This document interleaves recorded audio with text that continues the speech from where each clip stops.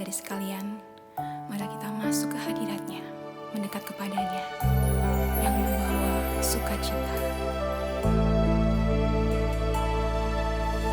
Ku datang padamu, membawa pujianku, hanya kekuatan hadirat-Mu sanggup menjaga hatiku. Mendekat padamu, ku mau sentuh hatimu, biar ku melihat kemuliaan yang Kau sediakan bagiku.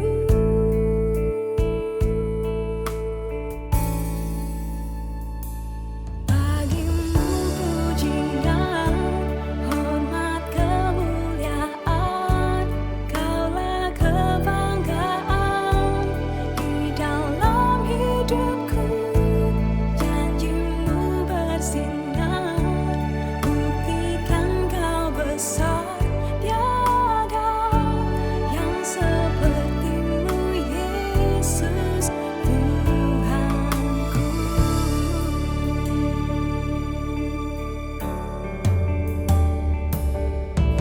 Ku datang padamu,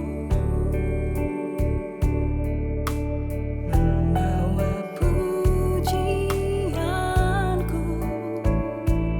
hanya kekuatan hadirat-Mu sanggup menjaga hatiku.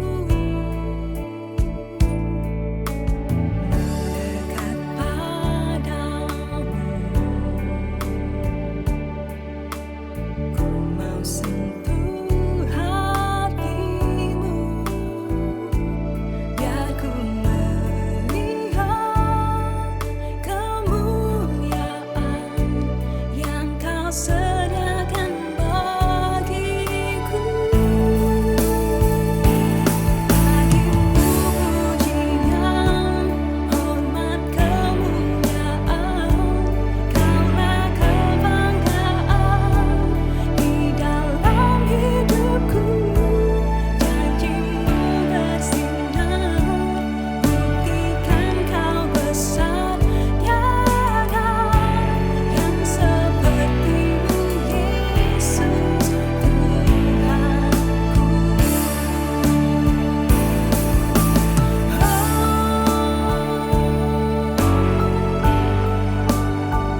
Kau terbesar,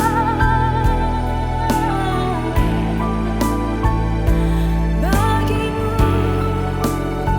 segala pujianku. Bagimu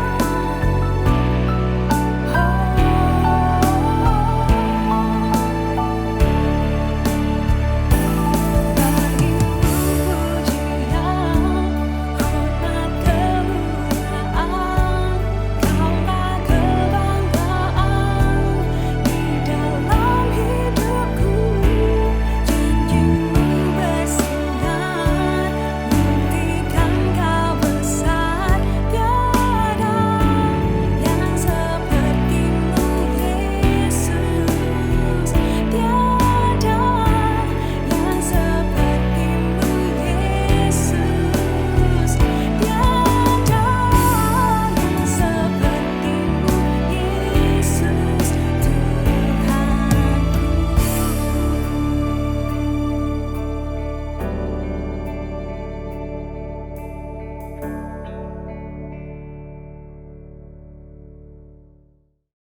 Puji Tuhan, selamat pagi Bapak Ibu Saudara yang dikasihi dalam Tuhan. Bersyukur untuk kesempatan pagi hari ini saya boleh membagikan renungan terkhususnya kepada keluarga Sion Altar yang saya kasihi. Puji Tuhan. Pagi hari ini saya menyampaikan satu judul, yaitu pentingnya kebaikan Tuhan setiap hari. Nah, Bapak Ibu Saudara, Bukankah kita ini orang yang tidak lepas dari kesalahan dan kelemahan? Tiap hari terkadang mungkin kita lakukan kesalahan-kesalahan atau kelemahan yang kita lakukan secara sengaja ataupun tidak sengaja. Baik itu kita lakukan kepada orang-orang yang sesaat ada di sama kita, kepada orang-orang tua, kepada mertua, kepada anak, istri atau suami.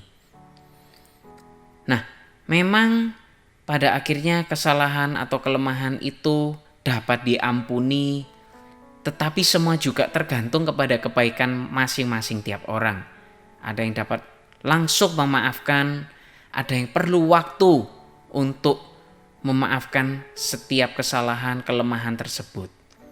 Tetapi kita bersyukur Bapak Ibu Saudara pagi hari ini bahwa kita memiliki Tuhan yang kebaikannya tidak terbatas seperti kita sebagai manusia. Dikatakan di dalam Ibrani 4 ayat 15 dan 16 bagi berikut. Sebab imam besar yang kita punya bukanlah imam besar yang tidak dapat turut merasakan kelemahan-kelemahan kita. Sebaliknya sama dengan kita, ia telah dicobai, hanya tidak berbuat dosa. Sebab itu marilah kita dengan penuh keberanian menghampiri tahta kasih karunia, supaya kita menerima rahmat dan menemukan kasih karunia untuk mendapat pertolongan kita pada waktunya. Dikatakan dalam terjemahan sederhana Indonesia, hendaklah kita menghadap tahta Allah tanpa rasa takut karena Dia menerima kita dengan kebaikan hatinya. Nah, Bapak Ibu Saudara, dapat kita lihat bahwa dalam ayat ini dikatakan kebaikan Allah itu terdiri dari rahmat dan kasih karunia. Nah, mengapa bahwa kebaikan Allah itu harus digambarkan bahwa Dia memiliki rahmat dan juga kasih karunia di dalam kebaikannya? Nah, kita mau melihat yang pertama, rahmat. Mengapa rahmat itu dibutuhkan? Rahmat itu dibutuhkan adalah sebagai pintu untuk kita menerima pengampunan. Kita mau melihat dari kisah Daud dan Batsyeba. Ketika Daud jatuh dalam dosa perzinahan, ada satu ayat yaitu di dalam Mazmur 51 ayat 3 dikatakan bahwa kasihanilah aku, ya Allah, menurut kasih setiamu. Hapuskanlah pelanggaranku menurut rahmatmu yang besar. Ini adalah Mazmur Daud ketika Daud memohon ampun kepada Tuhan. Dan Daud memohon rahmat yang daripada Tuhan. Mengapa? Karena rahmat ini adalah merupakan pintu untuk Tuhan mau mengampuni Daud. Dan pagi hari ini kita mau belajar, kita mau melihat bahwa rahmat Tuhan itu juga diberikan kepada kita setiap hari. Untuk apa? Untuk kita menerima pengampunan daripada Tuhan. Dikatakan juga di dalam Ratapan 3 ayat 22 sampai 23. Tak berkesudahan kasih setia Tuhan, tak habis-habisnya rahmatnya, selalu baru, setiap pagi besar kesetiaanmu. Ini adalah satu keyakinan buat kita bahwa rahmat Tuhan itu sangat penting sehingga Tuhan memberikannya setiap pagi. Karena kembali kita setiap hari tidak lepas dari kesalahan-kesalahan kelemahan kita. Bukan Bapak Ibu Saudara? Nah, tetapi Bapak Ibu Saudara, rahmat ini dapat berakhir dengan pengampunan, tetapi rahmat ini juga tidak dapat menyelamatkan. Mengapa? Karena ketika kita melihat dari kisah Daud dapat pengampunan yang daripada Tuhan, tetapi Daud tetap menerima konsekuensi dari dosanya. Yaitu apa? Kematian dari anak sulungnya dari Batsyeba. Nah, inilah mengapa kita melihat bahwa kebaikan Tuhan tidak hanya digambarkan dengan rahmat, tetapi kebaikan Tuhan ada yang lebih, yaitu adalah kasih karunia. Nah, mengapa kasih karunia ini juga penting? Kasih karunia ini penting karena Tuhan mau untuk kita semua menjadi orang-orang yang selamat. Bahkan dikatakan di dalam Efesus 2 ayat 8. Sebab karena kasih karunia kamu diselamatkan oleh iman. Bukan hasil usahamu tetapi pemberian Allah. Nah, Bapak Ibu Saudara, kasih karunia ini adalah satu hal yang kita butuhkan, yaitu supaya apa? Supaya kita diselamatkan. Inilah juga mengapa kita sebagai orang-orang yang percaya kepada Kristus, yang memiliki iman kepada Tuhan, dengan iman kita memperoleh kasih karunia yang juga menjamin keselamatan kita. Nah, rasul yaitu adalah Rasul Paulus, yang dimana dia dulunya adalah orang yang jahat, yang bahkan menentang seluruh orang-orang yang percaya kepada Tuhan. Pada akhirnya dia yang juga Tuhan selamatkan untuk menjadi rasul-rasulnya. Rasul Paulus ini sangat menyadari kasih karunia daripada Tuhan. Kasih karunia ini dalam Alkitab seluruhnya berjumlah 156 kata. Sebanyak 110 kata, yaitu kata karis, kata asli dari kasih karunia ini, itu ditemukan dalam 14 kitab Paulus.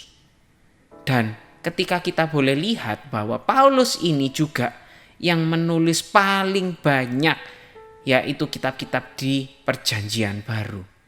Nah, Bapak Ibu Saudara, inilah yang merupakan juga gambaran dari kasih karunia, yaitu apa? Dari diri Rasul Paulus yang dulunya dia sebenarnya hanya cukup menerima pengampunan daripada Tuhan, tetapi karena kasih karunia yang juga Paulus sadari dalam kitab-kitabnya, sehingga ia menulis paling banyak kata karis ini, Paulus dipakai menjadi alatnya Tuhan.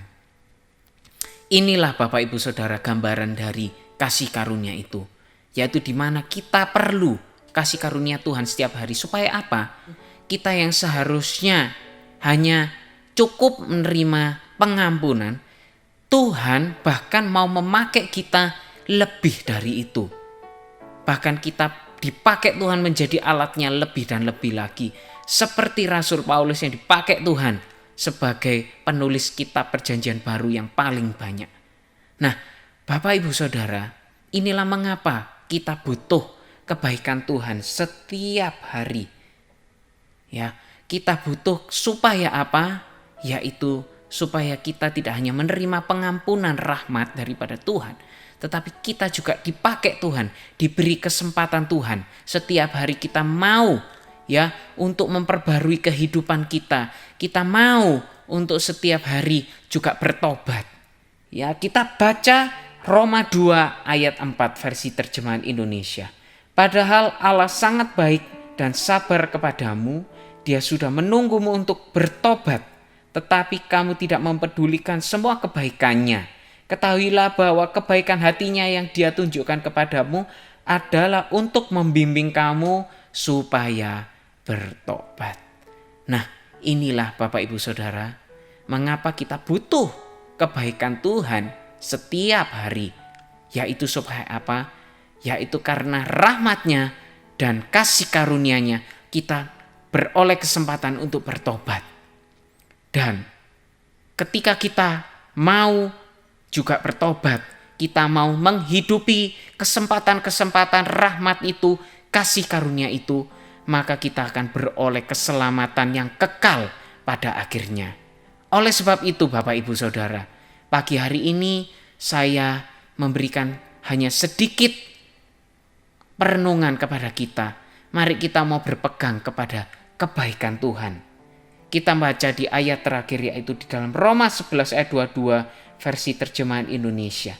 Sekarang sudah terbukti bahwa kebaikan hati Allah sungguh luar biasa dan hukumannya juga sangat mengerikan. Dia akan menjatuhkan hukuman berat kepada orang-orang yang tidak mau mengikuti jalan keselamatan yang diberikannya tetapi Dia sangat berbaik hati kepada kalian asalkan kalian tetap bergantung pada kebaikan hatinya. Kalau tidak demikian, kalian juga akan dipotongnya dari pohonnya. Nah, oleh sebab itu Bapak Ibu Saudara, kita tahu ya bahwa saat ini kita hidup dalam zaman kasih karunia Tuhan, zaman Roh Kudus, yang dimana ini adalah zaman untuk kita dapat memperoleh kasih karunia, kita dapat memperoleh rahmat yang daripada Tuhan. Oleh sebab itu jangan sia-siakan kebaikan Tuhan ini. Kita mau berpegang, kita mau menggunakan kesempatan ini untuk terus kita berjalan di dalam kebaikan Tuhan.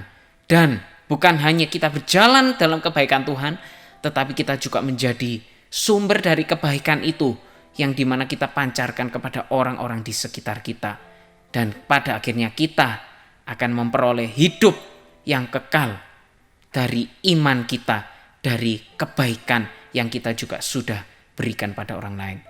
Oleh sebab itu, mari pagi hari ini, mari kita menjadi orang-orang yang berpegang kepada kebaikan Tuhan. Puji Tuhan, dan kita mau sama-sama berdoa. Terima kasih Tuhan, kami bersyukur pagi hari ini kami mau belajar Tuhan dari kebaikan-Mu yang dimana sudah sangat luar biasa untuk kehidupan kita semuanya.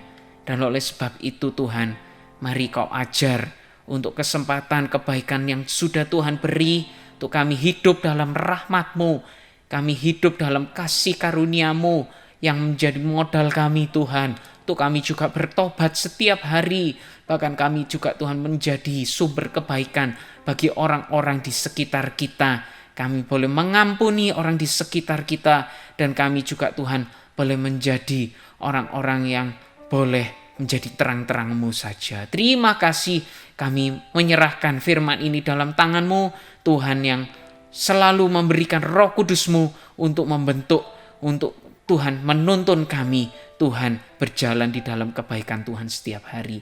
Terima kasih Tuhan, kami letakkan Tuhan firman ini dalam hati kami, dan kami serahkan kehidupan kami sepanjang hari ini hanya di dalam pimpinan Tuhan Yesus Kristus. Kami sudah berdoa dan menyerahkan semuanya. Haleluya. Amin.